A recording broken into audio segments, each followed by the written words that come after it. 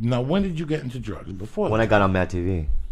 No. Yeah. I was sober for 12 years, right? Then So we had this talk. You had gone to a rehab for heroin when you were 16. 17, yeah. 17. Yeah. And you stayed sober for a 12 long years, time. yeah. And then I got on Mad TV, and the first day I was there, they just said, one of the producers said, I'm not going to name names because we're friends or whatever, but he said that, I don't think that you're that funny and that we're not going to use you a lot. You know? That's what he said to me, dude. First day? Like maybe the first week or something. And so after he said that, I was just like, nah, I can't. I started doing drugs again. I couldn't handle it emotionally. When did you start doing heroin? Well, I was 15 back then, but then I didn't relapse on heroin. I took Vicodin and stuff. Remember, I was a pillhead. And I used to smuggle it. I would just smuggle it across state, and then I used to go down to Tijuana, because they don't sell Vicodin in Mexico because they don't make it there. But I used to bring Somas and Valium and all that shit, and we used to just I used to have a pill box. I used to come to the comedy store and give it away like candy, remember? Now I remember. Yeah. I didn't know if you were I was the coke guy. I know. You never gave me. You didn't like it. I know. You don't. But you offer, you know.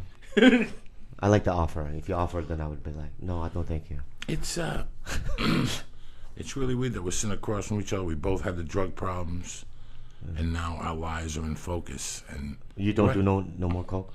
No, I just smoke reefer. 7 years, no cocaine. Wow, that's great. No rehab, no hugs, no nothing. Just I had to do full turkey, man. I just nothing.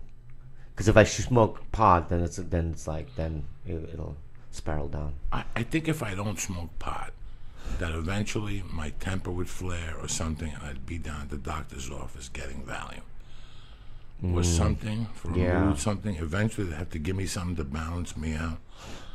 It's the people that are walking around that are crazy, that don't know they're crazy. They're the fucked up ones. If you're crazy, but you keep it in check, and you yourself know you're crazy, and you avoid the things to make you crazy, you're okay. You're halfway there. You know, I realized at like 24, there's something wasn't right. And then when I went to prison and I got out. Would you hit somebody over the head with a pipe or something? No, I kidnapped somebody. Oh, that's Big difference. In fact, he called me yesterday. We've been playing phone tag. I gave him a hot UA when I was in the halfway house, and they put you in jail for those in Boulder. I had a good attorney, and he fought for me to go to a rehab, and I ended up going to an outpatient. Like everything was booked up, thank God, because they were like. So that means you don't. That means you live at home. Inpatient's where you live there. I live in the halfway house, so basically I was going to my job, and then going to the halfway house from 6 to 9 was the outpatient for 6 weeks, Monday through Friday, 6 to 9.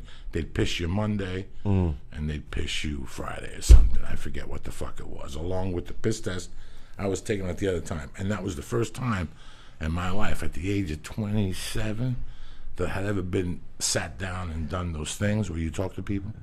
Were you in comedy then? Not even.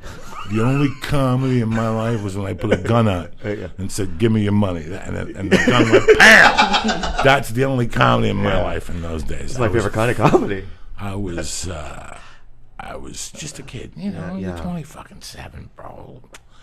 You know, these people in America today, these people who listen to the podcast, oh, you turn your life around. Listen, after a while, you got two choices. Either you turn it around or you die. Is it that tough to turn your life around? Yes and no, depending on how you look at it. It all starts with a job and going to bed and washing your pussy and getting up in the morning and drinking coffee. And it's a process, and some people can handle it, and some people can't fucking handle it, you know?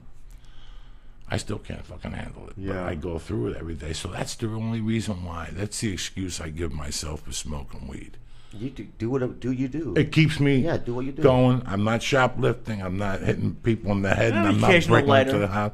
I haven't robbed a lighter. They've been putting them out for me lately. For 7-Elevens, they've been trying to bait me. The one on Curzon's been fucking with me. Every time I go to that one by the comedy store, they've been leaving them out. That's the one I killed. I broke my own record in there like 8 times. I would take people in there and show them. You took me. Did I take a lighter in front of you? You took me. You're like, look, I'm going to put my hand in my pocket. They make them think I'm grabbing money, but I'm really grabbing a lighter and putting it in my pocket. Like, you had a whole system. Oh, my God, it's crazy. But comedy saved me, though. Did it save you? Yes. Because remember, when I was 17, I'd been to 3 rehabs, right? I was the only Asian guy that got all Fs. Like I was just my parents thought I had Down syndrome. They really did. They took me to like a doctor and everything. They go, he doesn't have Down syndrome. How come he get all F? He's just stupid, you know. But it's like without comedy, I would be fucking. I don't know what I'd be doing.